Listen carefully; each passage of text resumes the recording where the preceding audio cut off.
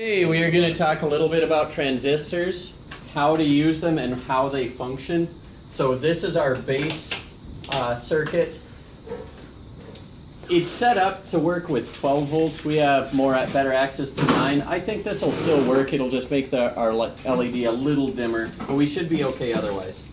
The key to this is a transistor, which was developed in the 50s in a couple different places.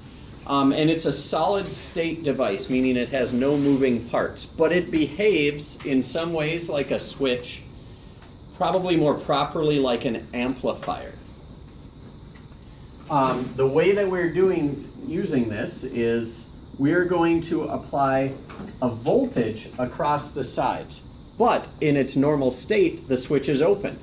So it really doesn't allow any current to flow through it at this point. The part over here, so this is called a base and an emitter. Sorry, a collector and an emitter in their terminology.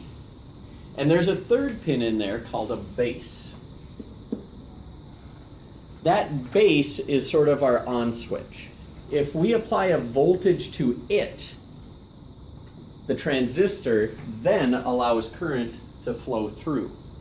It's also sort of like an amplifier in that regard, because if we apply a voltage to this pin, it's then amplifying that through.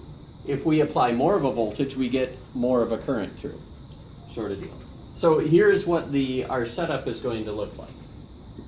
It is important that you choose the 3 pins like as they're shown here, and the drawing looks like so. We're doing that right? Yeah. Yep. The flat side and curved side of the can that this is in is like this, where we have a collector, base, and emitter. So you've got to line it up like that. It doesn't work in reverse. This push button switch is just something to break up the circuit so that it's not always on and we can see what's happening. It does sort of give you the impression that that the switch itself is what's turning this on and off, but the switch here is really just allowing a little bit of voltage to be applied to the base there. And not very much, because that's after a 10 kilo ohm resistor, which means very little current will flow that way at all. It's just increasing the voltage on that pin slightly compared to down here. Most of the work is done in this circuit, which after we apply a voltage here, doesn't quite work with like a wire would, but it's at least similar, sort of like closing the switch. This is really useful because we can apply a very small voltage and even adjust that voltage and change how much current is going through.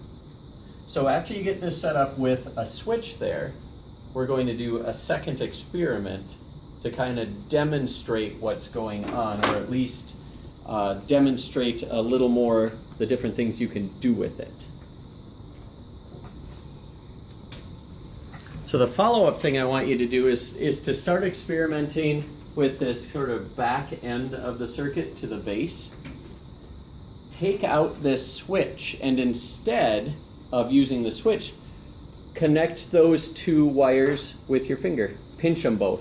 Don't connect the wire to the wire, but just the 2 wires that we're connecting on the ends of the switch that was turning on and off. Put your finger over them. Or don't squeeze them together, but touch them both with the same finger. So put them close together and then touch them with your finger and see what happens. Guaranteed not to be electrocuted, right? You are working with a 9-volt battery. Hey, I burned myself on Friday. Yes, you can burn yourself. You will not electrocute yourself.